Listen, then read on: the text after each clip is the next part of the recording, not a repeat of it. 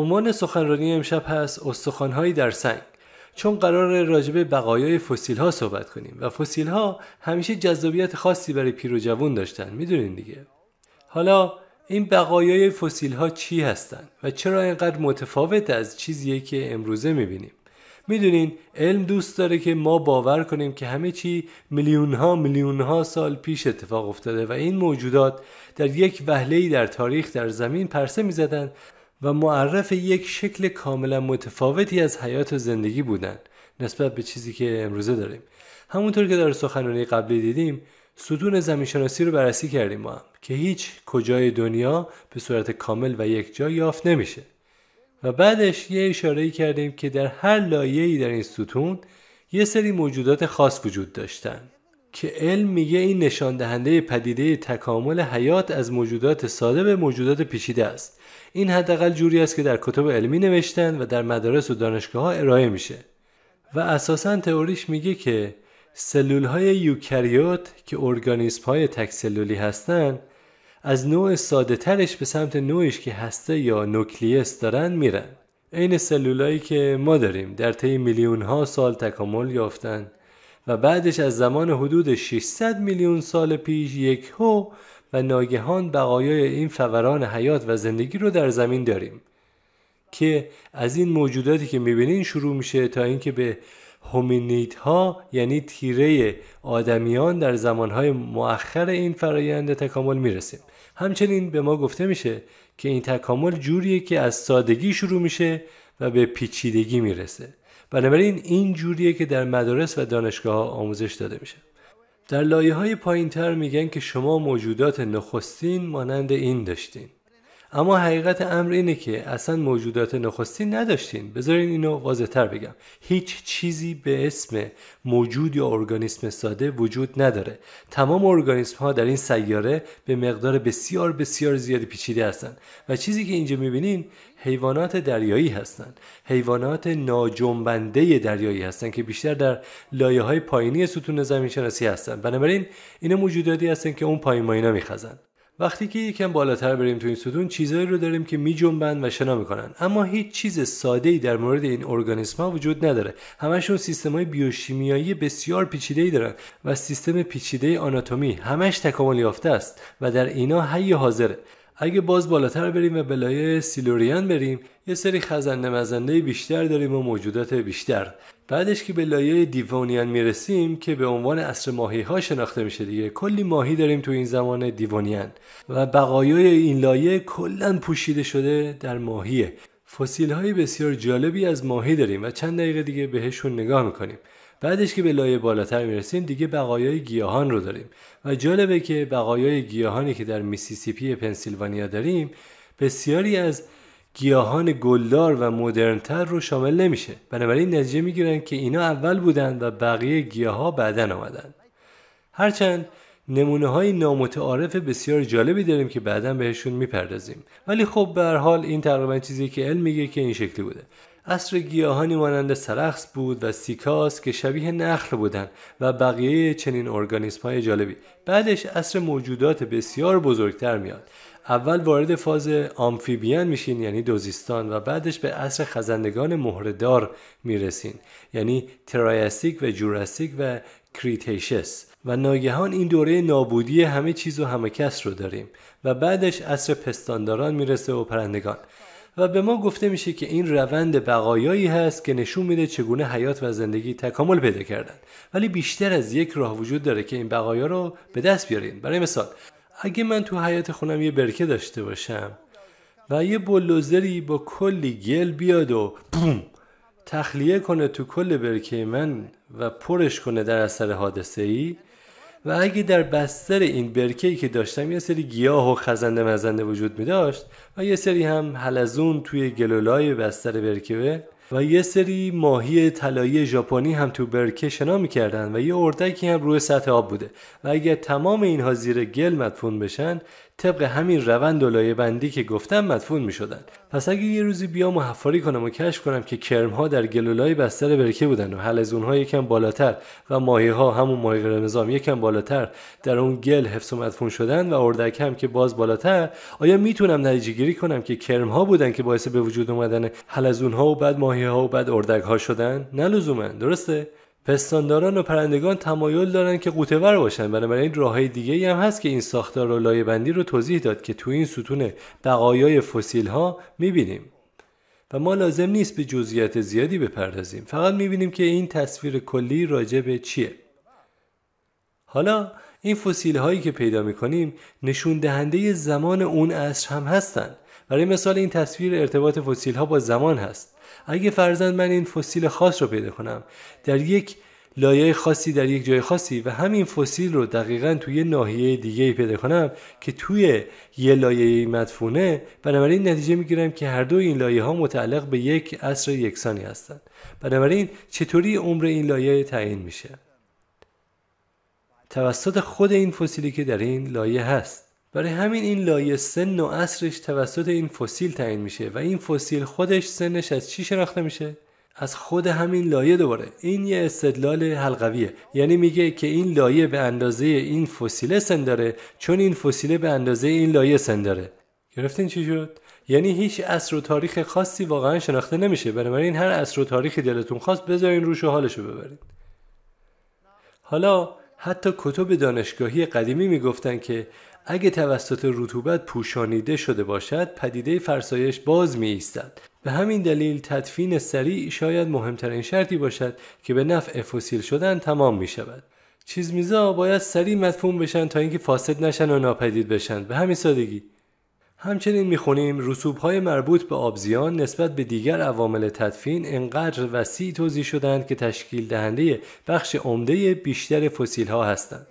پس به صورت خلاصه به نظر میرسه همه چیز در آب مدفون شده و همه چیز هم بایستی سریع مدفون شده باشه.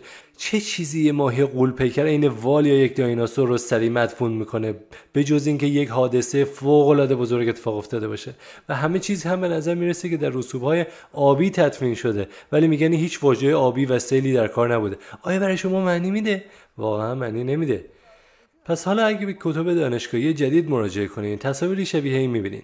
دایناسورهایی که دارن فوران آتشفشان‌ها رو تماشا میکنن. اینا الیساوروس و استیگوساوروس هستن که مدفون شدن و بعد از مدتی فرسایش اتفاق میفته و اینا دوباره به سطح میان و قابل مشاهده میشن که میشه پیداشون کرد و مطالعهشون کرد. و بعدش این جوریه که میگن اتفاق افتاده.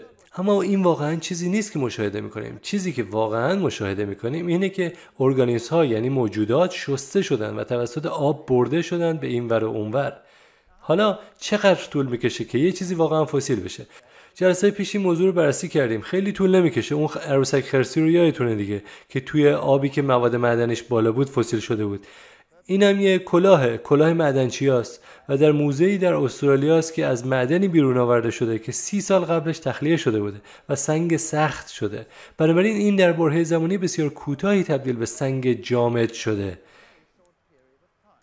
خب بذاریم به بقایای فسیل ها نگاهی بندازیم. اینجا یه سری فسیل ماهی می‌بینین و میتونین این بالاش ببینین یه ماهی دست نخورده وجود داره و برخی جاها هست که مناطق وسیعی از ماهی مدفون شده. تو آفریقای جنوبی یه منطقه‌ای داریم که بهش میگن اکا، یعنی یکی از این لایه‌های به اصطلاح دیوونیان هست و انبوهی از این ماهی‌های فسیل شده است.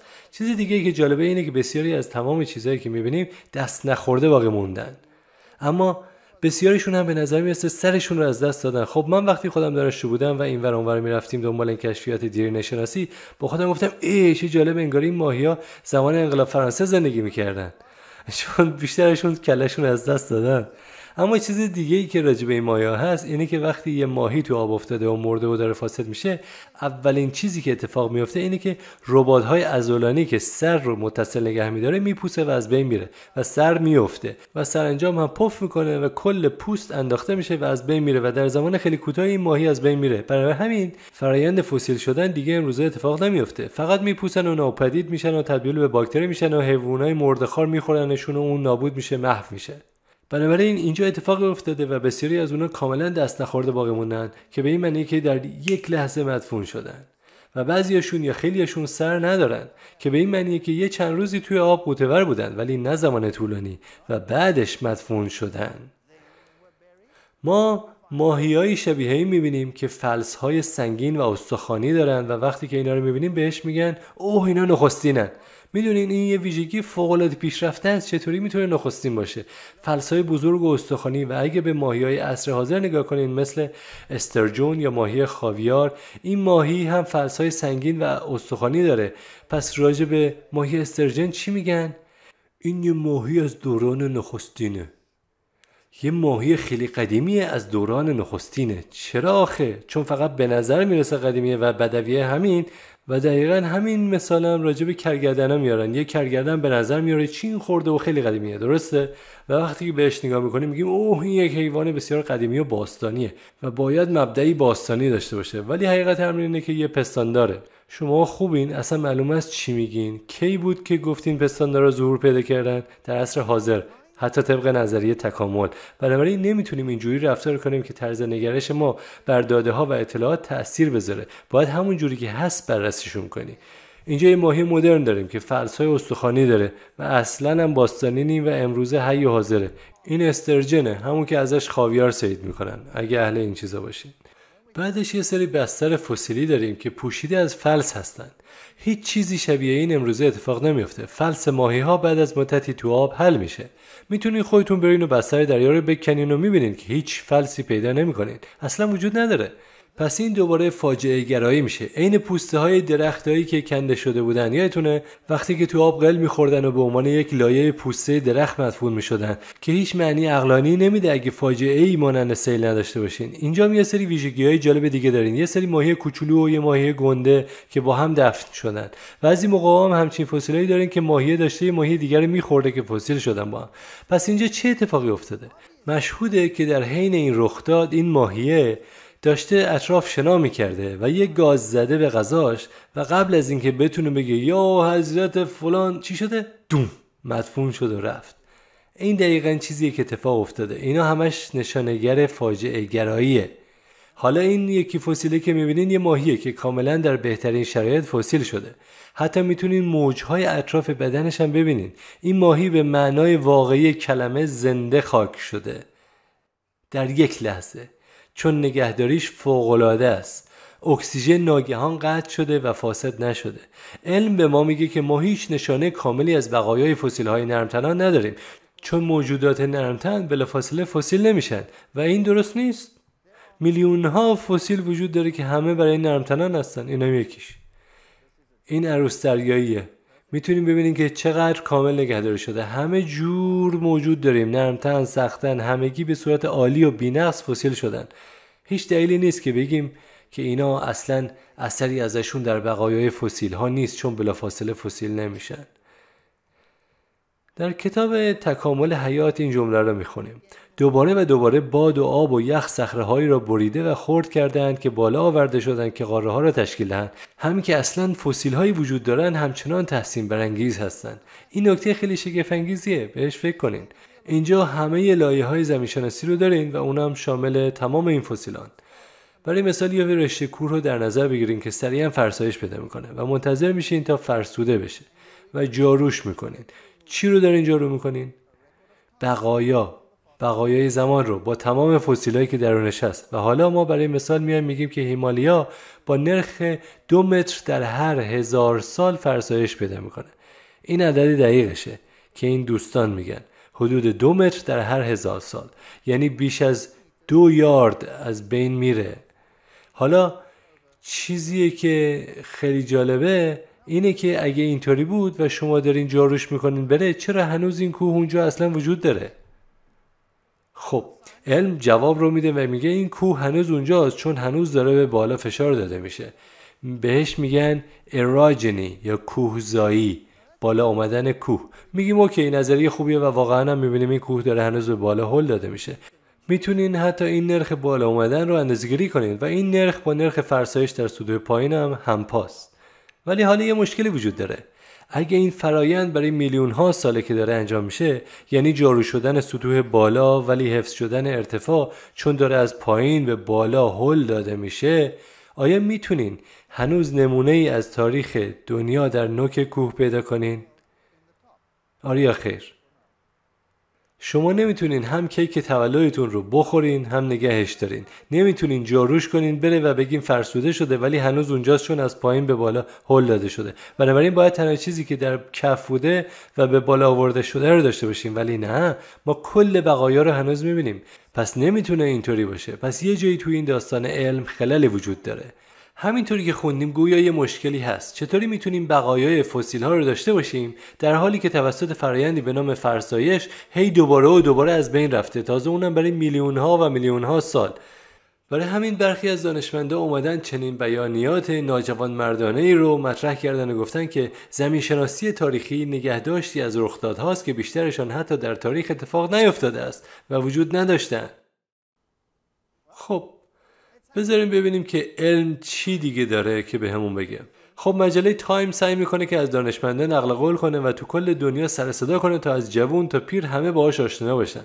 یا عنوانی نوشتن و گفتن تکامل با سرعتی باور نکردنی.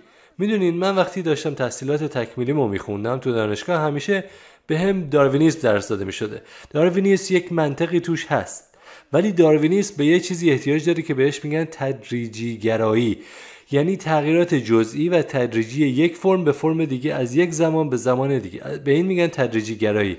ولی اگه به بقایای فسیل ها نگاهی بکنین شما تدریجی گرایی رو نمیبینین. تدریجی گرایی یعنی اینکه بتونین تغییرات کوچک رو در امتداد زمان مشاهده کنین و تصویری از جانداران ساده به جانداران پیچیده در فسیل ها پیدا کنین. آیا این منطقی نیست؟ این چیزیه که انتظارشو دارن، اما همچین چیزی رو در بقایای فسیل‌ها پیدا نمی‌کنن. در حقیقت چیزی که می‌بینین اینه که همه موجودات همه با هم اونجان.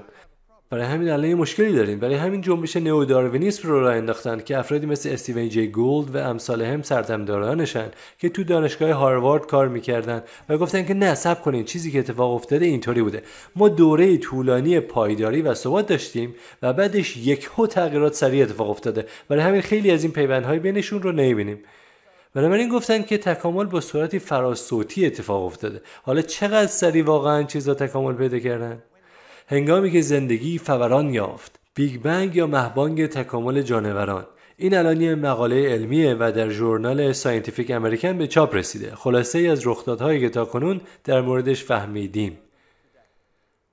حالا بذارین اول نگاهی بکنیم که چه کسی اینو منتشر کرده.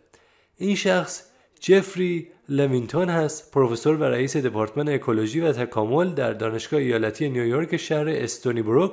پس اون یه شخصیه که حسابی صلاحیت این رو داره که به همون بگه که اوضاع و احوال این تئوریه ها امروزه چطوریه. پس بذارین از خود دانشمندا بپرسیم که وضعیت فعلی چیه. اون می‌نویسد که انفجار یا فوران دوره کامبریان. یادتون بیاد که این پایین‌ترین سطح ستونه که ناگهان حیات اینجا ظاهر میشه.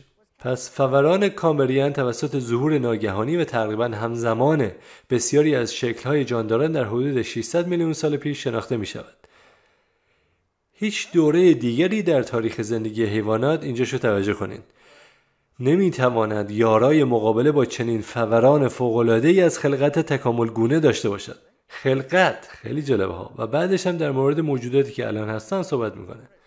این شواهد توسط فرآیند ژنتیکی یافتن توالی در آرنه 18S رایبوسومال به دست آمده است و از گونه‌های مختلف گرفته شده است. پیشنهاد می‌دهد که بسیاری از فایلاها، خب فایلا چیه؟ فایلا یه دسته‌بندی بزرگی از حیواناته. برای مثال تمام حلزون‌ها و لیسه‌ها و جانداران دریایی و نرمتنان و تمام اختاپوس‌ها و ماهی‌های مرکب و تمام اینها یک فایلوم رو تشکیل میدن. تو فارسی میشه شاخه جانداران. و بعدش آتروپادها رو دارین، یعنی کل اون حیواناتی که مفصل دارن و پا دارن، کل خرچنگ‌ها و حشرات و هر جور خارچنگ که همون خرچنگ رودخونه‌ای درازه و همشون رو که راه میتونن برن یک شاخه یا فایلوم دیگه است. پس اینا یک آرایه بندی یا دسته‌بندی بزرگی از حیواناته. پس این مقاله داشت میگفت که بسیاری از شاخه‌های جانوری تقریباً همزمان ظاهر شدن. یعنی بوم یهو ظاهر شدن. استیون جی گولد می نویسه که سریع به نظر می رسد که این پدیده بسیار سریعتر از آنچه بوده که هر کسی فکرش رو می کرده است. این هم مقاله‌ای در مجله معروف نیچر یعنی طبیعت بخش دیرینه شناسی. دنیا بر این باوری که این معروف ترین مجله علمی در دنیاست. عنوان مقالهش هست از آن و نه بالای آن. استیون جی گولد. کتب علمی قدیمی تر ادعا می کنند که شاخه یا فایلوم ما، بذاریم براتون اینو واضح تر بگم، گروهی که ما به عنوان انسان ها بهش تعلق داریم گفته میشه که نقطه اوج تکامله. پس این کجا قرار میگیره؟ درست در آخر فرآیند. درسته؟ ما باید به عنوان آخرین و برترین ظاهر بشیم. این شاخه.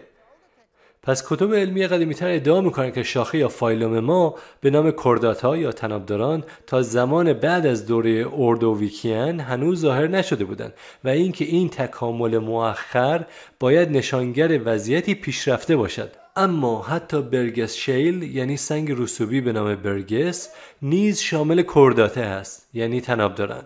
این چه معنی میده؟ خب نوشته که این نشان می‌دهد که شاخه طنابداران که در مجموعه جانوری چنینگ یافت می‌شود اکنون سرنوشت این تلاش بد هدایت شده را تعیین می‌کند که سعی می‌کردند یک ویژگی خاصی برای اصل و نسب ما تعیین کنند.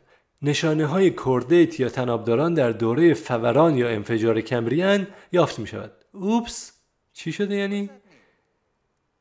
این یعنی این که هر شاخه یا فایلومی و هر گروهی که حتی شامل اون شاخه‌ای میشه که ما بهش تعلق داریم همگی از ابتدا وجود داشتند و سلام نامه تمام.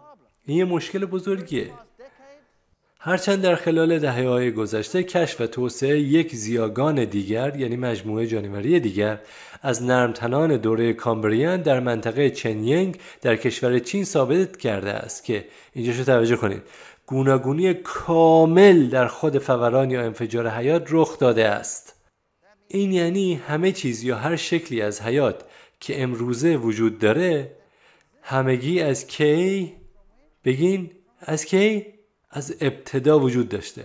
و این من نیستم که اینا رو میگم، این حرفا رو دانشمندان بزرگ در این رشته میگن. همه چیز از ابتدا وجود داشته. تو تجربه زندگی شخصی من یه تدریجیگرا بودم، گریجوالیست. تنها راه حل منطقی ممکن. داروینیسم تنها راه حل منطقی ممکن بود. حالا لطفاً منطق رو با درستی اشتباه نکنین. یه چیزی میتونه کاملاً منطقی باشه ولی میتونه همزمان کاملاً هم غلط باشه. اوکی؟ پس داروینیسم یک راهکار منطقی در علمه و ما به داروینیسم نگاهی میکنیم و بررسی میکنیم که چه اشکالاتی در داروینیسم وجود داره. اما همه چیز در یک زمان اتفاق بیفته؟ این رو میگن نه، نمیشه. بنابراین اومدن یه نظریه ارائه دادن و عنوان ما رو در زیست شناسی فرگشتی گذاشتن تعادل نقطه‌ای. خیلی هم خوب به نظر میرسه. یعنی تعادلی بوده و دوره طولانی هیچ اتفاق نیفتاده و ناگهان بوم، تغییر ناگهانی نقطه‌ای، همه چیز به وجود اومد. ولی میدونین خیلی دیگه از این ایده دور نیستیم که یک قدم دیگه هم برداریم و بگیم اگه تمام چیزها از اول وجود داشته بنابراین میتونسته چی بوده باشه؟ آفرینش. درسته؟ آیا معنی نمیده؟ میتونسته آفرینش هم بوده باشه. حالا آیا این یک کشف جدیده؟ نه. خودش می نویسه که چارلز داروین هم با این مشکل در مورد انتخاب تدریجی گراییش با رویه‌ای صادق برخورد کرد و تنها در اولین نسخه از کتاب مبدأ گونه‌های جانوریش می نویسد که البته عجیبه که بعداً حذف بشه، می نویسد که این موضوع در حال حاضر باید غیر قابل توضیح بماند و می تواند به عنوان بحثی مؤثر برای ایده هایی که اینجا پذیرا شدید استفاده شود. پس این موضوع رو از اول هم می دونستند. بنابراین آیا همچین چیزی به عنوان بقایای تکامل هست که نشون بده چیزها از سطح ساده به پیچیده تکامل پیدا کردن؟ و جواب اینه نه. چیزی که داریم ارگانیسم های موجوداتی کاملا پیچیده هستند که همگی در یک زمان وجود داشتند. حالا وقتی اونها نمودارهای تکاملی رو شبیه این به شکل درختی رسم میکنن، در حقیقت اصلا شما نموداری برای پدیده تکامل ندارین. شما چیزی رو دارین که بهش میگیم زمین چمن تکاملی. درختها تنه‌ای دارن، درسته؟ یعنی اینکه از یک جا شروع میشن و میرن و بالا و کلی انشابات میدن و کلی شاخ و برگ. پس همه چیز از ساده شروع میشه و تکامل پیدا میکنه و کلی چیزای مختلف توسعه و تکامل پیدا میکنه. این درخت حیاته، تمام این موجودات مختلف در همه جا که از یک موجود زنده شروع میشه و به چیزهای بیشتر و بیشتر ختم میشه. این چیزی که علم دوست داره که آموزش بده، ولی متاسفانه شبیه این اتفاقی نیفتاده و چیزی که داریم یک زمین چمنه. تمام این برگ‌ها بغل هم بوم بوم بوم بوم بوم در اومدن در یک زمان. پس قورباغه‌ها شبیه این هستن امروزه و قورباغه‌ها همیشه هم همین شکلی بودن، درست تا اولین بقایای یافت شده، و ماهی‌ها هم همین شکلی بودن و کوسه‌ها هم همین شکلی بودن و هر چیزی که بگین، مثلا ماهی‌های لمپریز یا ماهی، هر چیزی که بگین همون شکلی بوده که هست و برخیاشون دیگه موجود نیستن، ولی بسیار چیزهای مشابهی داریم که امروزه زندگی میکنن و بنابراین اینا رو همه رو به هم وصل میکنن و پیشنهاد میدن که اینا همه از جد یکسانی اومدن. ولی این قسمت پایین که تو عکس مشاهده میکنین که به هم وصلشون کردن چیه؟ تنها حدس و گمانه. از کجا میاد؟ یعنی از ذهن ما ساطع شده، از فسیل ها نمیاد. این خیلی مهمه که متوجه این موضوع بشیم. بنابراین اگه به خزندگان مهره‌دار نگاه کنیم، برای مثال لاک‌پشت‌ها، هیچ موقع لاک‌پشت نیمه شکل یا نیمه کاره پیدا نمی‌کنید، یا یه لاک‌پشتی که یه سومش لاک‌پشت باشه، یا حتی یه تیکه کوچولوی موجودی که داره تکامل پیدا میکنه که لاک‌پشت بشه. هنگامی که بقایای یک لاک‌پشت در فسیل‌ها پیدا میشه چیه؟ یک لاک‌پشت کامل و سلام نامه تمام. اگه فسیلی مارمولک پیدا شه، یه مارمولک کامله. مارها هم مار کاملن، غیره و غیره، تمامشون. و این پیوندها و خطهای اتصال تماماً ساخته و پرداخته ذهنمان. بذارین حالا نگاهی بندازیم به برخی از معیارها. میخونیم که فرآیندهای تکاملی نیاز دارن که شماره 1 پیشرفت یا توسعه از سادگی به پیچیدگی داشته باشن. این منطقی خواهد بود، درسته؟ این چیزیه که لازمه پدیده تکامله. شماره 2 توسعه یا تکامل از کوچک به بزرگ صورت گرفته. به این میگن قانون کرول. کارول دانشمندی بود که اومد گفت هر چیزی بایستی از کوچک به وجود اومده باشه و به بزرگ ختم شده باشه. هیچ راه دیگه ای نیست و این هم منطقیه. خوب بهش فکر کنین. شما با یک راینوسوروس شروع نمی کنین که بعد به یک قورباغه یا اصلا آمیب برسین. شما با یک آمیب شروع میکنین و کل راه رو میذارین تکامل پیدا کنه تا به یک راینوسوروس برسه. این منطقیه، درسته؟ خب پس این فرض کاملا منطقیه که اگه پدیده تکامل حقیقت داشته باشه باید اینطوری باشه. همچنین اگه زندگی به صورت اتفاقی و تصادفی یه جا تو این سیاره یهویی گوپ حیات اونجا پدید اومده باشه، یعنی نهایتش فقط یه نمونه از حیات بوده و سرانجام میتونستن بیشتر و بیشتر و بیشتر بشن اگه این تئوری درست می بود. پس شماره 3 از گوناگونی کم به گوناگونی زیاد حرکت میکنیم. این هم منطقیه. این چیزیه که انتظار دارین. ولی چی داریم؟ نه، همچین چیزی رو اصلا نداریم. ما چیزی داریم به اسم پیچیدگی غیر قابل کاهش. یعنی یهو به وجود اومدن، بام. و برخی از خصوصیاتی که درونشون هم میبینیم نمیتونن ساده بشن. اصلا سیستمشون کار نمیکرد اگه ساده میبوده. پس باید کامل میبودن. همه چیز بایستی کلش وجود میداشته. بوم. برخی از ارگانل ها یعنی اندامک ها و ساختارهای موجود زنده انقدر پیچیده هستن که انقدر به بخش های مختلف احتیاج دارن که اگه از اول کاملا همشون با هم وجود نداشتن کار نمیکردن. بوم. همه چیز بایستی که میبوده و همزمان. بنابراین ما پیشرفت از سادگی به پیچیدگی نداریم و همه چیز پیچیده همیشه بوده. آیا حالا ما توسعه حیات از کوچک به بزرگ رو داشتیم؟ نه. اگه به تاریخ گذشته مراجعه کنیم همه چیز بزرگتر بوده و درشتر و بسیار عظیمتر از چیزی که امروزه داریم. امروزه تنها یک سری کسری از چیزی که وجود داشته رو داریم، هم از لحاظ اندازه و هم از لحاظ گوناگونی. پس ما گوناگونی واژگون داشتیم. انتظار داریم که همه چیز از کم به زیاد اتفاق افتاده باشه، ولی ما انقدر موجودات زیادتری در گذشته نسبت به امروزه داریم که حد نداره. راستش ما فقط یک کسری از موجودات باقی مونده رو می‌بینیم نسبت به چیزایی که زنده بودن. بنابراین ما دقیقاً برعکس این موضوع رو نسبت به چیزی که انتظار داریم می‌بینیم. خب این مشکل اساسیه. دانشمند ما اسکولد در مقاله خودش با عنوان بازگشت هیولاهایی که امید داشتیم زنده باشند در ژورنال تاریخ طبیعی، این دانشمند مطرح در مجله معروف هستا. استیون جی گولد الان البته مرده ولی هنوز کارهای او زندن و گفته که نمودارهای درختی خانواده موجودات که اکنون زینت بخش کتاب‌های علمی ما هستند همگی بر اساس استنباط هستند و هرچند که منطقی‌اند اما بر اساس شواهد فسیل ها نیستند. نقطه تمام.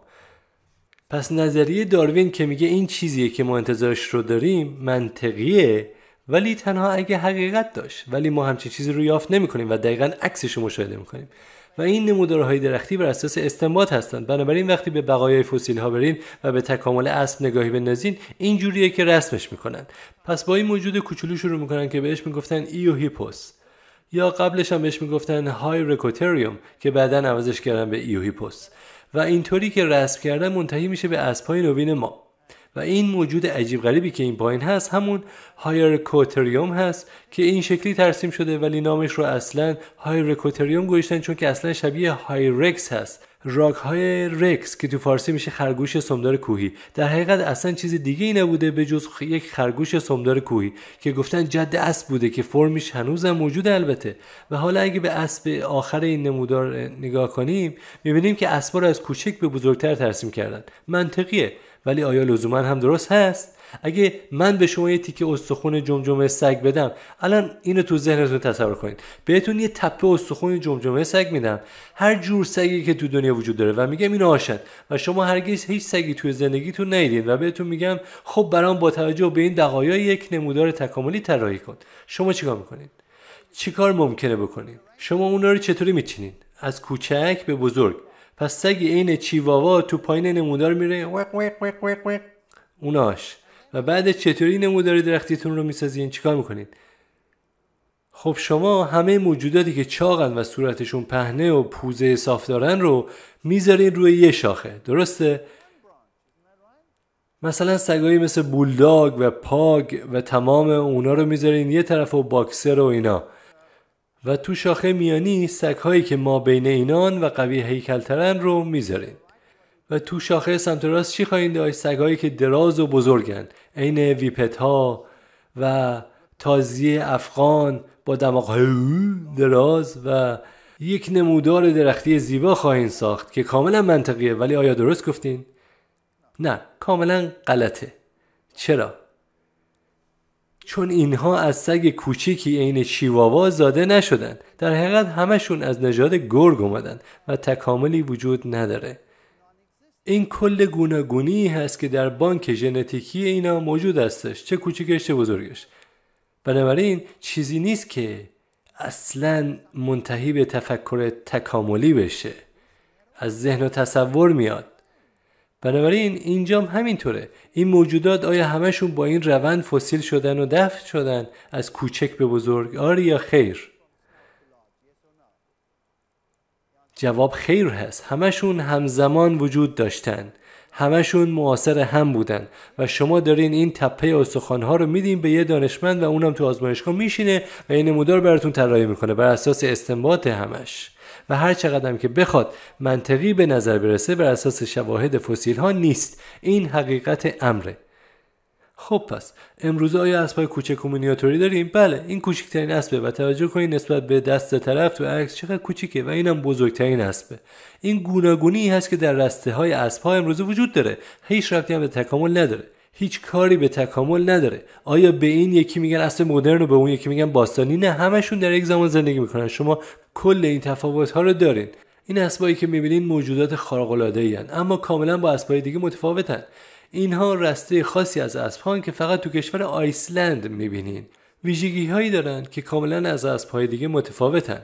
اما میدونیم که این اسب‌ها از اسب‌های معمولی انشعاب یافتن که وایکینگ‌ها بردن به آیسلند حدود 1200 سال پیش. پس این تغییراتی که میبینیم باید در نظر گرفته بشه، اما این هیچ چیز نیست جز یک اسب معمولی. حالا بذارین بریم سراغ دایناسورها و تمام این موجودات جالب. خب این مقاله است که در مجله تایم درباره دایناسورها نوشته متحیر خواهید شد که اگه بفهمید که هر چی که تاکنون به آن اعتقاد داشتید اشتباه است. خب برای ما که چیز جدیدی نیست. نوشته چه شکلی داشتند، کجا بودند و آیا اونها بودند که باعث به وجود آوردن پرندگان شدن اونطوری که الان تو دنیا داره موضع میشه. اینجا یه نقاشی از هنرمندی هست که دوران میزوزوئیک رو تصور کرده و کشیده و این موجوداتی که به اطراف میدویدن. آیا اینها در آب داغ مردن؟ چطوری مردن؟ چرا تنها اینجا در دوره تریاسیک، ژوراسیک و کریتاشیس زندگی کردن؟ چرا الان دیگه نیستن؟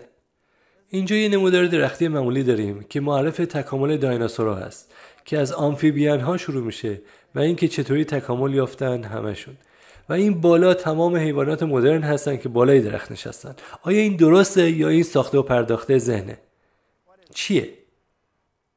استنباط بر اساس تخیل و ذهن بر اساس بقایای فسیل ها نیست. حالا چطوری به این نتیجه رسیدن؟ اونها بقایای تمام موجودات رو داشتن تو تمام لایه ها برشون داشتن و بعد سرهم کردنشون. آیا هیچ چیزی هست که منتهی به استگیوسورور بشه؟ یا هر کدوم اینا برانتوساوروس یا ترنوساوروس رکس یا ترایسراتاپس این بالا، آیا هیچ شواهدی هست که منتهی به اینا بشه؟ آره خیر. خیر، وقتی که بودن همین، این کلی چیزیه که دارین، همه چیز کامل و حاضر. اینجا تو کشور شما این فرمیشن یا سازند موریسون رو میبینین. لایه سنگشناسی بزرگه که درش دایناسورهای بسیار زیادی رو کشف میکنن، اما یه دایناسور خاصی رو بیشتر دارین. اکثرا همش یکی رو دارین، آلیساوروس. بقیهش کو؟ و میگن که این آلیساوروس گوشتخوار بوده. پس اون موجوداتی که اینا میخوردن کو؟ اونا چرا فسیل نشدن؟ اینجا مجموعه عجیبی از فسیل رو داریم و اگه بهشون نگاه کنین همشون در جهت جریان آب مدفون شدن. اینم عکس الساوروس هست براتون گذاشتم. یا این یکی ترساوروس رکس مخوف. سر این چی اومده؟ آیا او یک گوشتخوار وحشی درنده مخوف بوده؟ فیلم پارک جوراسیک این موجود رو چطوری نشون داده؟ یادتونه؟ همه داشتن میدویدن این ور اون ور از وحشت جیغ میزدن. آیا درسته؟ چون این گوشتخوار درنده قرار بود هر چی که سر راهش بود رو نابود کنه. چرا میگن یک گوشتخوار درنده بوده؟ به خاطر دندونهاش. درسته؟ حالا اگه شما به این موجود نگاه کنین باید چند چیز رو به یاد بیارین. این یک حیوان عظیم و جثه بوده که روی 2 پا تنها راه میرفته و دستای کوچیکی جلوش داشته و اگه قرار بود چیزی رو شکار کنه و بگیره با چی میگرفته؟ با این پنجه های فسقلیش و بعدش باید خم میشده و زور میزده با دهنش بگیره، در حالی که صیدش داشته سعی میکرده با سرعت در بره. یک قانونی در علم وجود داره که تعیین میکنه که چه چیزی میتونه گوشتخوار باشه و چه چیزی نمیتونه گوشتخوار باشه. میدونین یک فیل برای مثال یک گوشتخوار خیلی خوبی نمیتونه باشه. چرا؟ چون خیلی بزرگه، خیلی دست و پاگیره، نیروی یا گشتاور حرکتی زیادی داره وقتی داره میدوه. آیا میتونین تصور بکنین که یه فیل بیفته دنباله یه غزال و این آهوی غزال عین فشنگ میره و فیل گوگم گوگم گوگم و غزاله یهویی میپیچه و فیل 5 متر دیگه هم میره و یه دور 2 فرمون میزنه تا بتونه برگرده. ولش کن بابا، اصلا نمیشه. از این فیل یه گوشتخوار در نمیاد. پس چی کار میکنن؟ گیاه میخوره. شاید خیلی زور بزنم بتونم تصور کنم که یه حیوان لاشه‌خور شاید تازه بتونه باشه، ولی آیا میتونست لاشه کافی گیر بیاره بخوره؟ یه زندگی بدبختی میداشت. آیا حتی یه موجودی این روباه حسابی این چوب خوش لاغر نمیشه وقتی غذا گیر نمیاره؟ پس حیوانات بزرگی شبیه به این تنها به خاطر حجم زیاد بدنشون گوشتخوارای به درد نخوری میشن. و بعدشون دندونها. این دندونها شکاف‌های خیلی کوچیکی دارن، بنابراین برای خرد کردن خیلی خوبن. عین ماشینای بازیافتی شردر خرد میکنه. اما اینکه یه تومه رو تو دست نگه داری و بدریشون هم اینطوری خیلی راه موثری نخواهد بود. پس آیا این موجودات واقعا اونطوری بودن که تا الان تصور کردیم؟ استخوان‌های تازه تیرکس. این در مجله علوم هست و نوشته مانند نگاه به برشی از یک استخوان مدرن بود، اما البته که من نمیتوانستم باور کنم. به متخصص آزمایشگاه گفتم استخوان‌ها مگر 65 میلیون سال نیستند؟ چگونه سلول‌های خون این همه مدت سالم ماندند؟ میدونین ما استخوان‌هایی رو یافت کردیم که سلول‌های خونی هنوز توشون هست و دست نخوردن. آیا میتونن میلیون‌ها سال قدمت داشته باشن؟ اینا سوالاتی هستن که ذهن رو دچار حیرت میکنه. شاید این موجودات در گذشته خیلی دوری هم زندگی نمیکردن و شاید این موجودات اونطوری که علم روز ما رو مجبور به باورشون کرده نبودن. اگه شما به موزه تاریخ علوم طبیعی برین، هر کدومشون این چیزی که شما میبینین، دایناسورهایی که دارن به اطراف میدون و دارن چیکار میکنن؟ همشون دارن همدیگر رو میدرن. آیا این درست نیست؟ خون میاد و خون به بیرون میجهه و یکی جیغ میزنه و میدوه در حالی که اون یکی دنبالشه و از بغل گازش گرفته. این چیزی که تو موزه ها میبینین. اینم یکی دیگه در موزه علوم طبیعی بریتانیا.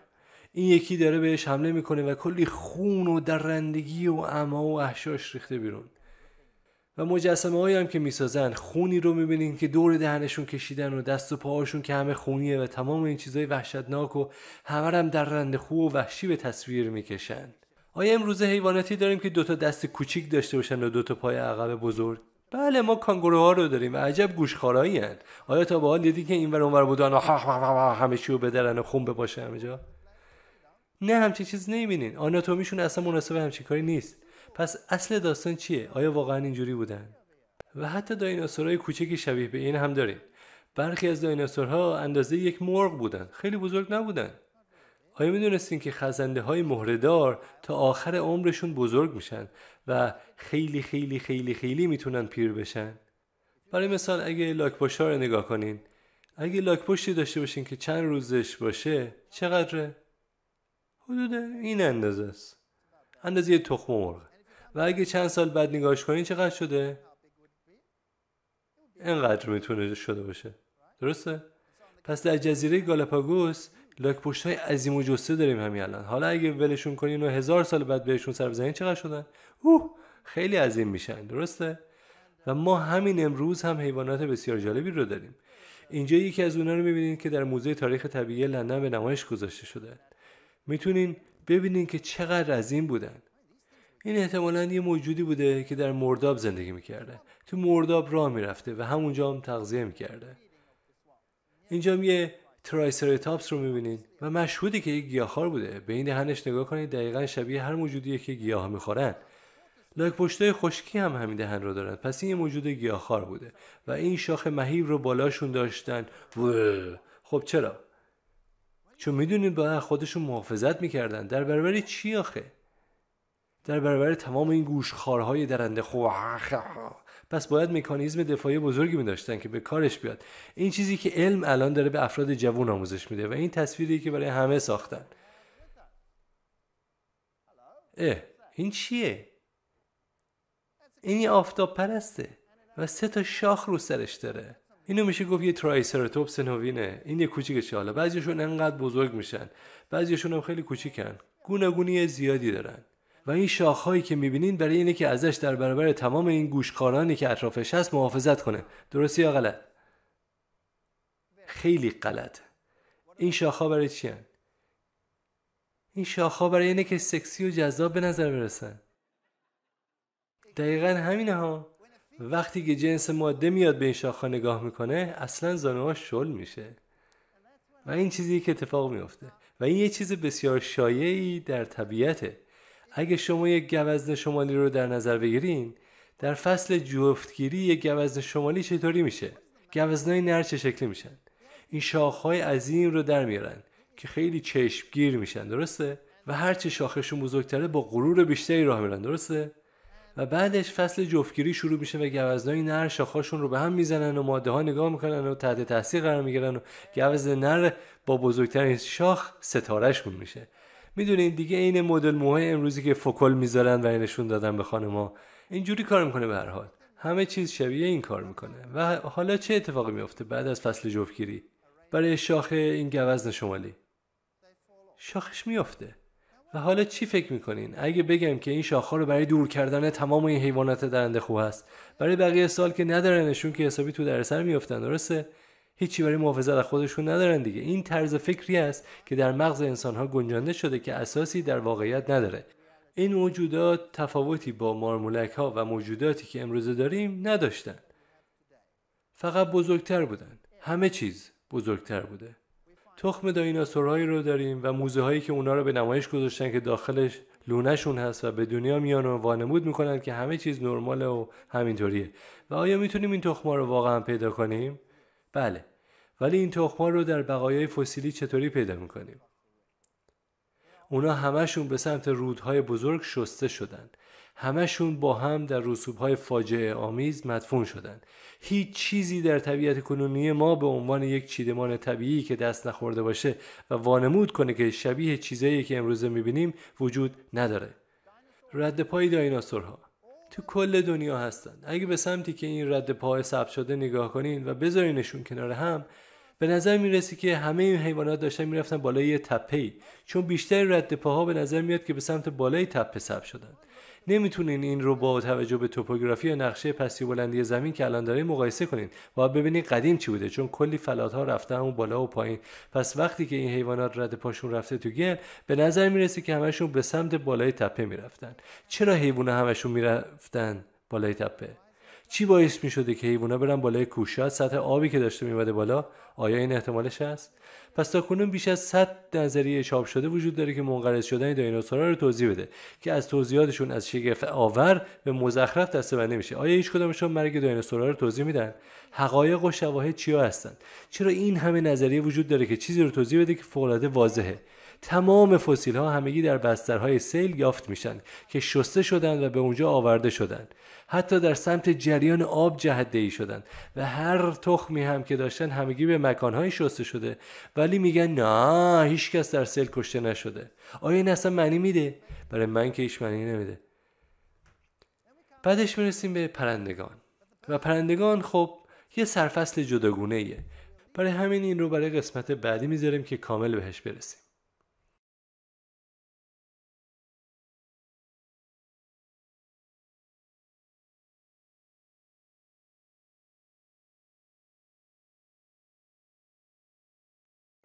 خب آیا دایناسورها منتهی به ایجاد پرندگان شدن؟ این سوال بسیار جالبیه که بعضیا میگن بله، این چیزی که بهمون درس دادن، این چیزی که به بچه‌ها آموزش میدن.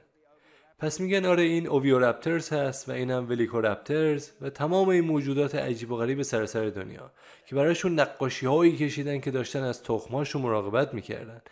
و فسیل‌هایی رو داریم که پر دارن و میگن گذاری هستن از دایناسورها به پرنده‌ها. آرکیاپتریکس که یه فسیل پرنده معروف است، الان به صورت عمومی پذیرفته شده که او یک پرنده بوده و پرهای کاملی برای پرواز داشته و حتی استخوان جناق نیز داره. اینجا الان بهترین کاندیدای امروزی رو میبینید که معرف دوره گذار هست. این سینوساوروپتریکس که اینم فسیلشه و اگه با دقت نگاه کنید میبینید که این چیزایی که اینجان به نظر میرسه که انگار دارن تبدیل به پر میشن، هرچند واقعا واضح نیست که آیا جای پر هستین یا نه. ولی الان میخونیم که بهترین دانشمندای این زمینه چه نظری دارن. تحقیقات جدید نشان میدهد که پرندگان شست جنینی ندارند که آن را دایناسورها دارند، که پیشنهاد میدهند که تقریبا غیر ممکن است که این گونه ها هیچ گونه ارتباطی با هم داشته باشند. اینجا یه بیانیه دیگه. یه گروهی که توسط متخصص پرندگان به نام آلن فدوچیو سرپرستی شده که رئیس دپارتمان زیستشناسی در دانشگاه کارولینای شمالی است، جنین پرندگان را زیر میکروسکوپ تحت مطالعه قرار داد و مطالعات خود را در مجله علوم منتشر کردند. گروهی که توسط جان روبین سرپرستی شد که متخصص فیزیولوژی دستگاه تنفسی در دانشگاه ایالتی اورگان در کورالیس است، اندامهای داخلی فسیلی که مربوط به سینوساوروپتریکس است را تحلیل کردند. شش‌های او که شبیه دمنده است نمیتوانسته به شش‌های بسیار کارآمد پرندگان امروزی ربطی داشته باشد. می‌بینید پس جریان بیشتر از فقط پر داشتنه. روبن و یک متخصص پرندگان باستانی به نام لری مارتین اعتقاد دارند که این به اصطلاح پرها در حقیقت فیبرهای کلاژنی له شده‌ای هستند که زیر پوست قرار دارند. متخصص پرشناس آلن براش از دانشگاه کانکتیکات در شهر استورز خاطر نشان می‌کند که اینها نظمی را که در پرهای نوین می‌بینیم ندارند. پس اینا اصلا پر نیست؟ آیا این چیزیه که سعی دارن بگن؟ خب اگه به شش‌ها نگاه کنیم برای مثال، طبق بیانیه اول پستانداران ششی شبیه به این دارند که هوا به داخل ساکی میره که عین یک بادکنکه و شما نفس میکشین و اون بادکنکه باد میشه و بازدم میدین و بالونه خالی میشه و این جوریه که شما ششتون رو پر میکنین. پس هر بار که نفس میکشین هوا رو با هوایی که داخل شش باقی مونده مخلوط میکنین. اینجوری اکسیژن کمتری باقی میمونه نسبت به موقعی که این مخلوط شدن اتفاق نمیافتاده. پس اگه الان برین کوهنوردی و به ارتفاع خاصی برسین شما نفس میافتین. چرا؟ چون هوا رقیق‌تر میشه، اکسیژن کمتری است و شما به نفس میافتین و همزمان دارین هوای بیرون رو با ششتون مخلوط میکنین. اگه برین بالای قله اورست چی باید با خودتون ببرین؟ کپسول اکسیژن. باید کپسول اکسیژن ببرین و بعدشون بالا وامیستین و سعی میکنین زنده بمونین و در حالی که با اکسیژن رو دم دست که واسه این منظر لذت میبرین یهو میشنوین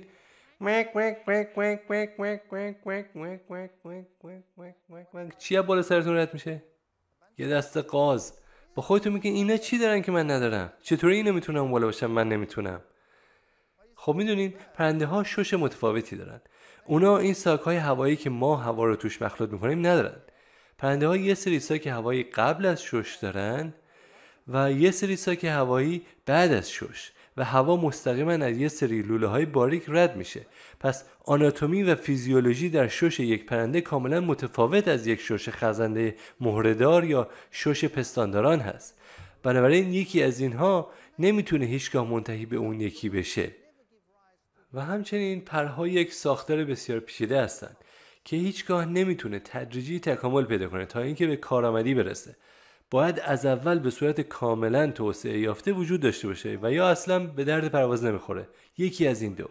پس اینجا تو فیزیولوژی به مشکل بزرگی خوردیم. اینجا یه سری بیانیه بیشتر هم داریم. استورد اولسون که جمع کننده مجموعه پرندگان در موزه ملی تاریخ علوم متعلق به مؤسسه اسمیتسونیان در واشنگتن دی سی است، پاسخنامه‌ای به مقاله زیر در مجله نشنال جغرافی نوشته است که این مجله کل دنیا رو پر کرده که آقایون و خانوما اینا واقعیته. پرندگان از دایناسورها به وجود اومدن. بشنوین که این متخصص چی جواب داده بهشون. دایناسورهای پردار که به تصویر کشیده شدن اساساً تخیلی هستن و هیچ جایگاهی به جز دنیای علمی تخیلی ندارن. آیا تا حالا تو سطح مدارس و دانشگاه‌ها اینا رو بهتون گفتن؟ آره خیر. خیر، هیچ کسی اینا رو نمیشنوه. شما فقط یک پروپاگاندای یک طرفه رو میشنوین. در حقیقت این یک علم به درد نخوره چون بر اساس یک دروغه. میخونیم که ایده دایناسورهای پردار و منشأ آغازین پرندگان از تروپودها یا همان ددپایان الان به صورت فعالی توسط یک کادر سایی دانشمندان انتشار داده می شود که هماهنگ با ویراستارهای خاصی در مجله نیچر و نشنال جغرافی کار می کنند. پس به نظر می رسه که گویا دستورکاری تو دنیای علوم وجود داره. ادامهش میگه که هر کدامشان صحبت کردند و مبلغان بسیار متعصب و جانبدار باور و اعتقاد شدند. حقیقت و اندازه‌گیری‌های ملاحظه‌کارانه علمی شواهد تنها جزء اولین کشته شدگان در این برنامه آنها بوده است که اکنون به بزرگترین حقه علمی عصر حاضر ما تبدیل می‌شود، معادل دیرینه شناسی پدیده تخیلی فیوژن سرد. همچین چیزی وجود نداره. ولی با این حال بچه‌هامون هر روز داره بهشون اینا خورونده میشه. آلن فدوچیا مدیر دپارتمان زیستشناسی در دانشگاه کارولینای شمالی که منتقد سرسخت نظریه وجود داشتن دایناسورهای پرنده است می‌نویسد که اصلا به صورت بیوفیزیکی غیر ممکن است که پرواز را از چنان دو پایان عظیم و جثه‌ای تکامل داد که اندام جلویی کوچکی دارند و دم‌های سنگین برای حفظ تعادل، یعنی دقیقاً یک آناتومی یا جسمی اشتباه برای پرواز. قلمداد کردن تروپودها یا ددپایان به عنوان نقطه آغازین پرندگان به نظر من بزرگترین آبروریزی علم دیرینه شناسی در قرن 20 خواهد بود. شما به نظرتون آیا علم به این اخطار متخصصان گوش میده؟ من که بعید میدونم. اونها موعظه‌اش میکنن و آموزش میدن چون که این تنها راهیه که دارن. چون پرنده ها از کجا اومدن اگه از یه چیز دیگه انشاب نگرفتن؟ چون خدا رو هیچگاه نمیخوان تایید کنن.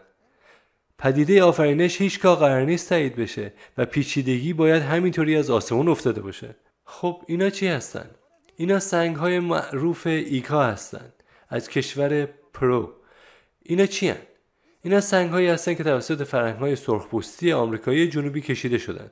و اینی که اینجا می‌بینیم چی به نظرتون؟ این یه ترایسراتوپسه. سری میشه شناختش. اینجا به صورت کاملی میتونیم ببینینش. اینا هم خزندگان مهره‌داری هستن که پرواز میکنن. اینا دایناسورهای ترادکتال هستن، هیچ شکی توش نیست و یه نفر پشتشون نشسته پرواز میکنه. خیلی جالبه. و تمام این موجودات دیگه که در سنگ‌های تمدن ایکا هستن.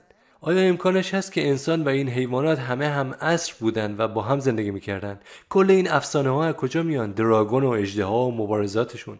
آیا میدونستین نویسندگان باستانی که اصلا راجع به علم نمی نوشتن و شاعر بودن و تاریخدان و اینا همینجوری فقط به صورت عمومی فقط وقتی داشتن می نوشتن یه اشاره‌ای هم به چیز میزا میکردن؟ نوشتن که این موجودات که اینا بهشون میگفتن اژدها در آفریقا زندگی میکنن و تو جنگل‌ها و اینور و اونور. نمونه‌های بسیار بسیار بسیار زیادی است که بقایای چنین مشاهداتی موجوده و بعد شما چنین چیزای عجیب غریبی رو روی این نقوش سنگ اینجا دارین. من اعتقاد ندارم که مارمولک‌های دنیای گذشته هیچ تفاوتی با مارمولک‌های دنیای الان داشتن. اگه شما به این مارمولک امروزی نگاه کنید که اسمش از باسیلیسک و در پهنای جویبارهای جنگلی میدوئن، وقتی بهش نگاه می‌کنید آیا شبیه که این فیلم‌های علمی تخیلی نیست؟ آیا بانمک نیست؟ من که به نظرم خیلی بانمکه. اما فرض کنید که یه دیرینه شناس فسیل این رو به دست بیاره، چی کارش میکنه؟ به یکی از درنده خونترین موجودات دنیا تبدیلش میکنه، در صورتی که یه چیز کوچولوی بانمکه که اونجا میشینه و بسیار هم چشم نوازه. جورج گیلورد سیمپسون که خودش یکی از سفیران نظریه تکامل هست میگه پیشنهاد شده است که تمام حیوانات اکنون تخصصی شدند و اینکه اشکال کلی‌ترشان که توسعه تکاملگرایانه به آنها بستگی دارد غیب شدند. در حقیقت تمام حیوانات همیشه کمتر یا بیشتر تخصصی بودند و یک شکلی از حیات که کلی‌تر بوده تنها یک افسانه یا مفهوم انتزاعی است. به زبان ساده چی میگه؟ میگه که هیچ چیزی به اسم یک موجود ساده وجود نداره که یه حیوان پیچیده شده باشه. یک افسانه است. وقتی که به بقای فسیل ها نگاه میکنیم همشون ساختار پیچیده دارن. همزمان تو اخبار دنیا امروز چی میگن حالا؟ دانشمندان موافقن که دنیا در خطر یک انقراض دست جمعی است. 1/4 پستانداران در خطر انقراض هستند. تنها 10% از ماهیان اقیانوس‌های بزرگ باقی مانده‌اند. این یه چیزیه که کل دنیا میدونه، یه حقیقته. پس همه چیز داره از بین میره که توضیح میده که چرا همه چیز در گذشته بیشتر بوده نسبت به مقداری که امروزه هست. آیا معنی میده؟ اگه ما یواش یواش چیز میزها رو توسط انقراض از بین ببریم، دیر یا زودتر چی میشه؟ هیچی نمیمونه. فرآیند انتخاب طبیعی تو حذف هر چیزی که از این سیاره داره خوب عمل میکنه. پس اگه به گذشته نگاه کنیم دنیای بسیار عظیمتری نسبت به چیزی که امروزه داریم بوده و علم هم داره تصویر رو کج و معوج میکنه. به نظر نمیرسه که برای اونها جا افتاده باشه که این موجودات همشون این اطراف زندگی میکردن. پس خطاب به افراد جوانی که میشنون دارم میگم اگه دنیا به چیزی که بوده دوباره بازیابی بشه و بازسازی بشه خیلی عالی میشه. چقدر موجودات زنده فکر میکنیم به وجود بیان؟ اگه به بقایای فسیل ها نگاه کنین ما موجودات عجیبی رو در گذشته داشتیم که امروزه زندگی نمیکنن. مثلا اینجا میشه پرسید امنایت چیه؟ امنایت یه موجود فوق العاده پیچیده‌ای بوده که شبیه ماهی مرکب بوده که صدفی دورش بوده و تو آب شنا میکرده. درست عین ماهی‌های مرکب امروزی که تازه بدون لاک هستند. پس شما چنین موجودات پیچیده‌ای رو داشتین که هیچ چیز ساده‌ای در موردشون یافت نمیشه. اینا هم ترایلوبایت ها هستن که چنین به تصویر کشیده شدن که اینا باستانی ترین موجوداتی هستن که برای اولین بار تکامل پیدا کردن که چرت و پرته. چون ما شواهدش رو می‌بینیم که همه چیز در همه جا و همزمان وجود داشته. و اینا چی هن؟ این ترایلوبایت ها خیلی پیچیده هستن و امروزه هم زندگی نمی‌کنن دیگه، اما هیچ چیز ساده‌ای در موردشون وجود نداره. این موجودات حفاری هم میتونستن بکنن و بدنشون همه چیز برای این کار رو داشته. این نوتلس هست که بهش میگن باستانیه و فسیل زنده است. هستن سمت راست تصویر زندهش هست و سمت چپ فسیلش و اینها عین هم هستن. هیچ چیزی درونشون تغییر پیدا نکرده. اگه به موجودات دریایی نگاه کنیم و به اکاینودرم ها نگاه کنیم و ستاره های دریایی و تمام این موجودات سمت راستش و فسیلش رو میبینیم و سمت چپ فرم زندهش رو، هیچ چیز تغییر پیدا نکرده. هیچ چیز. وقتی که ظاهر میشن این شکلی بودن و امروز هم همون شکلی هستن. اینا هم عکس برخی از اشکال مختلف فسیل هست که میشه دید همه چیز شبیه هر چیزی که امروز میبینیم بوده. هیچ چیزی تغییر پیدا نکرده. پس این داستان تکامل از ساده به پیچیده کوش وجود نداره. یا باید اونجا باشه یا نیست دیگه. به اینا نگاه کنین. کراینوید ها، اینا گل زنبق دریایی بودن، بسیار پیچیدن، دقیقاً همونطور بودن که امروزه هم هستن. اینجا هم یه سری لاک و صدف رو می‌بینین که بقایای فسیلشون به جا مونده و اینجا هم صدف‌های زنده. بالا سمت راست فسیل یک لاک‌پشت رو می‌بینین و پایین یک لاک‌پشت زنده. هیچ تغییری به وجود نیامده. هیچ تغییری اصلا و ابدا. بازم فسیل و موجود زنده که با هم مو نمیزنن. عکس فسیل خرچنگ نعل‌اسبی رو می‌بینین جوری که ادعا می‌کنن میلیون‌ها سال بوده و امروز هم هیچ تغییری نکرده. صدف لینگولا که میلیون‌ها سال پیش میگن بوده و اونم تغییر پیدا نکرده. ماهی سیلاکنز، این یه ماهی هست که برای اولین بار تو آفریقا کشف شد توسط اسمت و اون گفت اوه پسر یه فسیل زنده پیدا کردم. این خود موجودی که باعث به وجود آورده شدن حیوانات زمینی شد و این هم طرحی ازشون هست و چون لبه های پایینیشون این شکلیه میگن اینا پا شده و میتونستن راه برن بعدش. ما به جز این کلی ماهی دیگه داریم که همشون میتونن این کارو بکنن. تمام انواع ماهی‌های صخره‌ای همشون یه سری بالچه دارن عین پاهای کوچک که میتونن رو صخره‌ها راه برن و این نمیاد تو خشکی. بعضیشون حتی میتونن بپرن. آیا این شگفت آور نیست؟ به اندازه این کوسه نگاه کنین. این یه فسیله و بالا سمت چپ هم یه کوسه امروزی رو میبینین. هیچ چیز شبیه این امروزه دیگه وجود نداره. این قول آساس. و این پایین عکس تنها یکی از دندون‌های این فسیله است. غول پیکر، چنین چیزی دیگه تو دنیا نیست. کوسه بزرگ سفید اندازه یه آرشه ویولون بوده در مقایسه با این. واقعا یه آرشه ویولون. و این هم تو آتارا هست، اسفنادان معروف که تو نیوزیلند زندگی میکنه. دقیقا جوری که الان هستش همونطور هم تو فسیل ها هستش. این موجودات هم لاک‌پشت‌های عظیم جزیره گالاپاگوس هستند.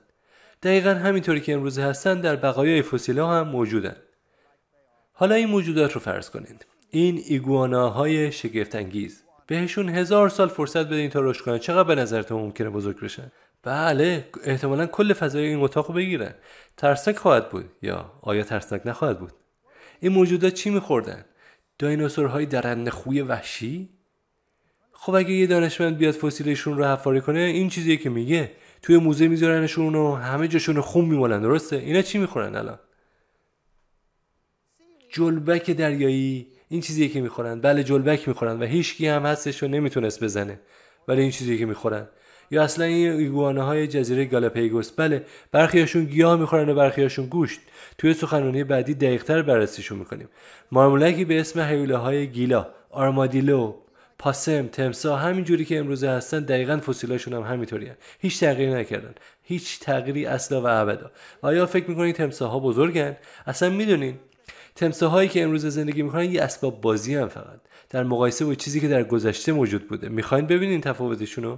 الان بهتون نشون میدم. به این موجود بزرگ نگاه کنید. سمت چپی کروکودیل یا تمساحی است که قدیم بوده و این عقبی یک تمساح کاملا بالغ امروزی است. هیچ تفاوتی در آناتومیشون نیست. بنابراین هیچ تکاملی اینجا اتفاق نیفتاده. تنها یک تفاوت آشکار وجود داره و اون چیه؟ این یارو شدیداً بزرگه. انقدر بزرگه که اصلا نمیشه تصورشو کرد. اگه شما به همچین تمساحی برمیخورین، مطمئنا میدونید که یک کروکودایله. ترسناکه. و حالا چرا انقدر بزرگ بوده؟ چرا به نظرتون بزرگ بودن؟ آیا این تکامله؟ پدیده تکامل چی آموزش میده؟ شما از چی به چی میرین؟ کوچک به بزرگ. ولی این چیزی نیست که داریم. ما از عظیم به کوچولو موچولو تبدیل شدیم. یک کمی زیادی با نمک خطابش کردن، ولی همینه دیگه، کوچیک در قیاس. پس چه اتفاقی افتاده؟ چرا این موجود انقدر بزرگه؟ شاید شرایط حیات در گذشته ایدئال بودن. انقدر غذا اطراف برای همه بوده و انقدر دما و هوا خوب بوده و انقدر زمان داشتن که رشد کنن بدون اینکه کسی از روی سطح زمین پاکشون کنه که انقدر شدن. بزرگ، عظیم. این که تکاملی اِوولوشن نیست دیگه، این پسرفته، دیولوشن. ما تو سراشیبی افتادیم. بذارین نگاهی هم به دنیای حشرات بکنیم. این حشره یک فسیله و پرهای صاف و مستقیم داره. پس علم میاد و برچسب بدوی و آغازین روش میذاره. چرا بدوی؟ چون میگن که بالها همون فلس‌های تغییر داده شده هستن. ولی یه مشکل اساسی چون پر و فلس از یک لایه یکسان آناتومی اصلا نمو پیدا نکردن. شما نمیتونین یکی رو بگین از اون یکی تکامل پیدا کرده.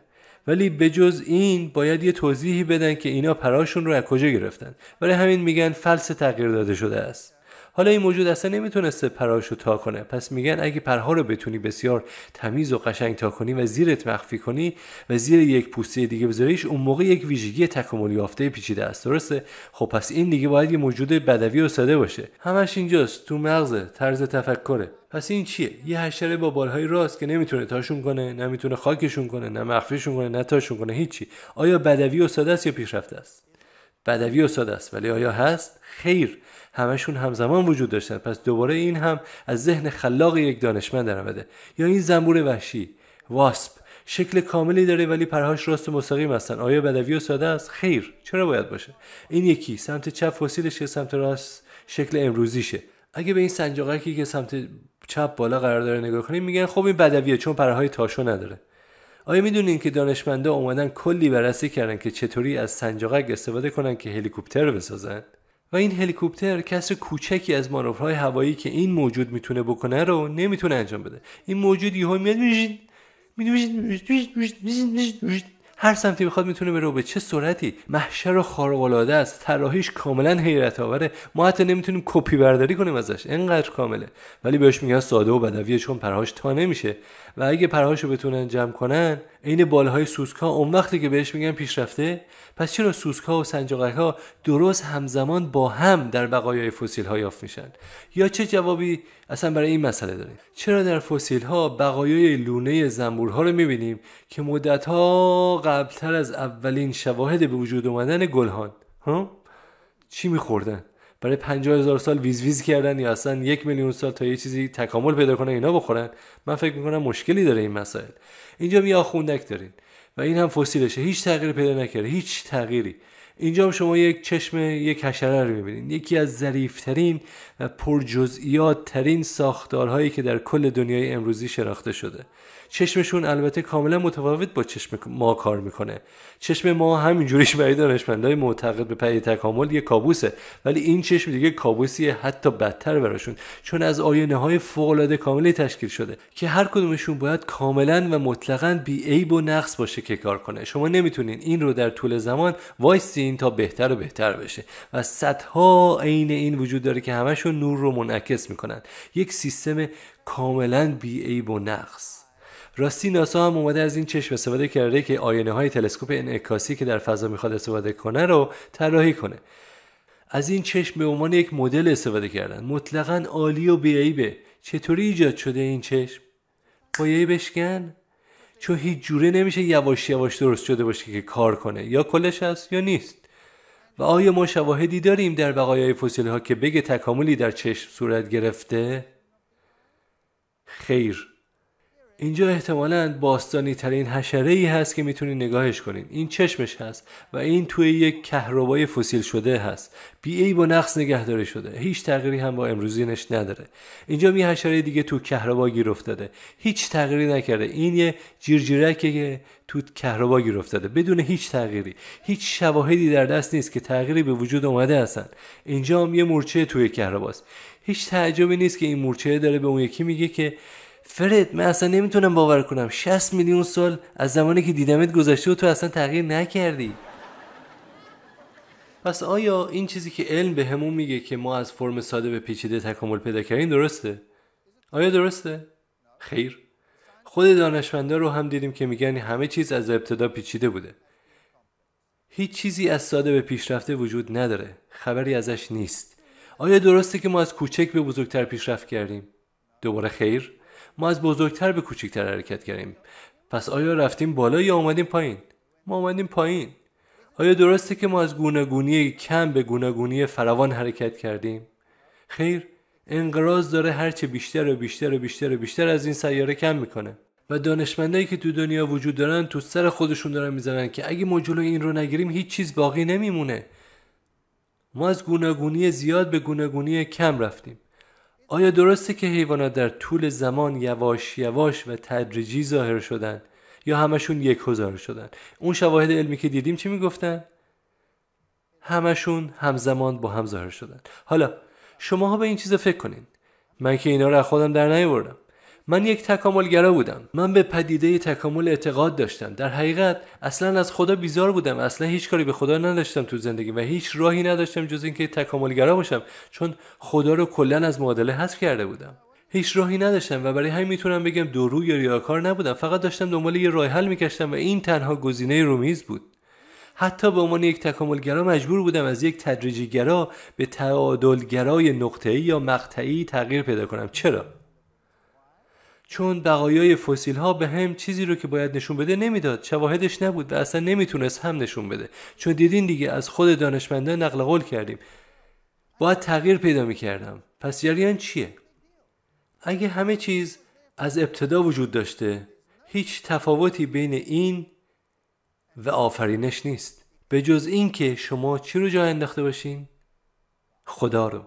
همینه، تنها چیزی که جا انداختین خدا. اسمشو میذارن فوران و انفجار ناگهانی خلاقیت تکاملی و خدا رو از معادله به زور حذف میکنن. داستان همینه. پس آیا خدایی وجود داره یا خدایی نیست؟ خب شما تصمیم بگیرین.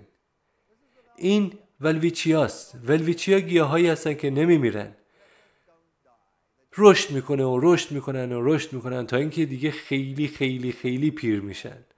پس ما گیاهای ولویچیای عظیمی رو داریم که تو کشور نامبیا هست و تو صحراها و به همون یک نکته‌ای رو میگن که عمر چیز میزایی که اطرافمون هست چقدر. اگه به قدیمی ترین درختای دنیا سری بزنین که بهش کاج زبر میوه یا بریسل کون میگن، قدیمی ترینشون رو تخمین میزنن چند سالشه؟ خب قدیمی ترین ولویچیا چیزی حدود 4 تا 5000 سالشه. قدیمی ترین کاج زبر میوه چند سالشه؟ بین 4 تا 5000 سالشه.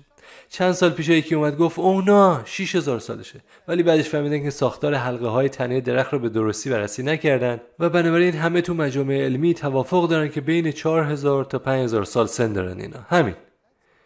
و اگه به پارک ملی درختان سرخ یا ردوود برین چی میبینین؟ درخت‌های عظیم و جثه خیلی بزرگ و اینا درختان نسل اول هستن که هنوز وجود دارن.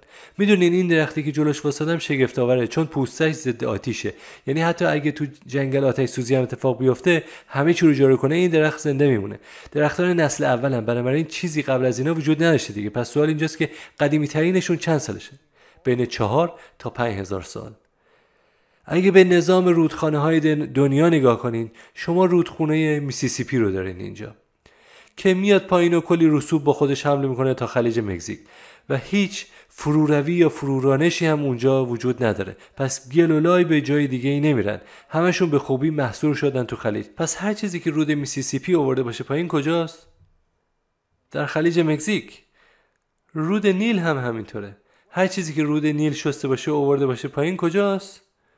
در دریای مدیترانه. و بنابراین اگر به دهانه رود نیل نگاه کنین، دلتای عظیمی رو دارین که تمام رسوب‌هایی که در طی اعصار شسته شدن آورده شدن اینجا ته‌نشین شدن. و دقیقاً میدونن که این رودخونه‌ها چقدر رسوب حمل کردن، چون ملت میان سر راه رودخونه‌ها سد میسازن و سد در نهایت از گلولای پر میشه و بنابراین دیگه سد کاراییشو از دست میده و آب از روش رد میشه. بنابراین محاسبه می‌کردن که بدونن آیا به صورت اقتصادی اصلا ساخت یک سد به این شکل سر راه رودخونه ممکنه یا نه. چطور اندازه میگیرن؟ یه تور و وسایل دیگه میذارن تو آب رود تا اینکه اندازه بگیرن که چقدر مواد و رسوب در سال از اینجا رد میشه و این رو طی چندین سال انجام میدن تا تعیین کنن که چند سال طول میکشه که دیگه این سد به درد نخور بشه. این کار مفیدیه، درسته؟ پس این کار رو با رود نیل کردن و بعدش عکس ماهواره‌ای گرفتن و تعیین کردن که رود نیل در کل مدت وجودش چقدر رسوب با خودش حمل کرده. و میدونین جالبش کجاست؟ هیچ رودخونه‌ای تو دنیا وجود نداره که بیش از 4 تا 5000 سال قدمت داشته باشه. وجود نداره. هیچ گیاهی هم وجود نداره که بیش از 4 تا 5000 سال عمر داشته باشه. و شما میایین میگین اوه آروم آروم، ما شواهد باستانشناسی داریم. ما شواهدی از ملل متفاوت داریم، مثلا از چین که همه چیز برای مدت بسیار بیشتری از این وجود داشته. بله، وقتی بچه بودم اینا رو همه جا جار می زدن. وقتی دانشگاه مصر شناسی می خوندیم چی می گفتن؟ مصر برای چند صد هزار سال وجود داشته قبل از میلاد و بعدش با تلمبر شدن شواهد سر اون تاریخ ها و قدمت ها چی اومد؟ چی شد؟ سر تاریخ هایی که برای چین اعلام می‌کردن چه اتفاقی افتاد؟ سر تاریخ هایی که برای مصر و ایران و بین النهرین اعلام می‌کردن چه اتفاقی افتاد؟ هی کوچیک‌تر و هی کوچیک‌تر شد. و الان اگه یکی جرأت کنه و بیاد بگه که سال 3000 سال قبل از میلاد رو مطرح کنه که راستی میشه 5000 سال پیش همش، یه علامت به اضافه منها جلوش میذارن. چرا؟ چون که میدونن تا چند هفته دیگه زمان تخمینیشون کوتاه میشه. چرا حالا؟ میدونین تو گذشته عادت داشتن مدت حکمرانی تمام پادشاهان رو پشت سر هم بذارن. میگفتن اولین حاکم بوده، بعدش این، بعدش اون یکی، بعد یه لیست طولانی به دست میوردن و زمان رو تخمین میزدن.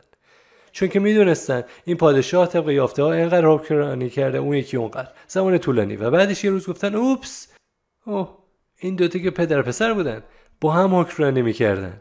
این یکی هم که پدر و 3 تا پسر بودن با هم حکمرانی میکردن. بعد زمان آب رفت و دوباره زمان آب رفت و سرانجام ما به جایی رسیدیم که سناریوی بسیار جالبی اتفاق افتاد. برای مثال به تاریخ اروپا نگاهی بندازیم. پسر، ما اگه میلیون ها سال این اطراف بودیم، چرا ما فقط تونستیم تاریخ اروپا رو تا همین چند دهه یا قرن یا اصلا شاید 1000 یا شاید هم 2000 سال قبل از میلاد رهگیری کنیم؟ بقیه‌اش چی شده؟ هیچی دیگه نی. انگلستان برای مثال قبل از 2000 سال قبل از میلاد هیچ کسی تو این جزیره نبود، هیچ اتفاقی نیفتاده. پس ما واقعا با پدیده‌های جالبی سر کار داریم. برگردیم اینجا. این درختانی که عکسشو می‌بینین بسیار عظیمن. میتونین با ماشین از داخل تنش رد بشین، اما نتیجه همه حرفایی که زدیم اینه که همه چیز همزمان اتفاق افتاده. همه چیز به صورت کاملا شکل داده شده به وجود اومده و هیچ شواهدی دال بر تغییر یک شکل از حیات به شکل دیگه از حیات نیست و شواهد علمی بسیار معتبری وجود داره که یک شکل از حیات به شکل دیگه از حیات زندگی نبخشیده. یعنی جوری که هر روز در مدارس و دانشگاه درس میدن و من معتقدم که این دانشمندان همگی با یک مشکل اساسی مواجه هستند و اون انکار الهیات هست. همینه. این مشکل خود من بود، انکار خدا. هیچ ربطی هم به علم نداشت. علم امروزه به ورطه ایمان و اعتقاد حرکت کرده و شما میتونین برای خودتون تصمیم بگیرین که به کدوم ایمان داشته باشین. این تصمیم برای شماست، ولی لازم نیست به دروغ پناه ببرین تا اینکه بتونین یک نظریه رو به زور توجیه کنین. ممنون.